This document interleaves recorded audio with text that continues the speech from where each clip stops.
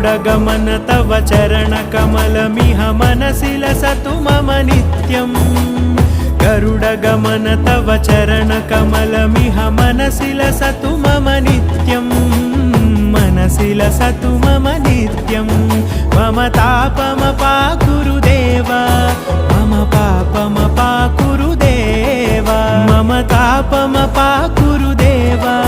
मम पापमपाकुरु देव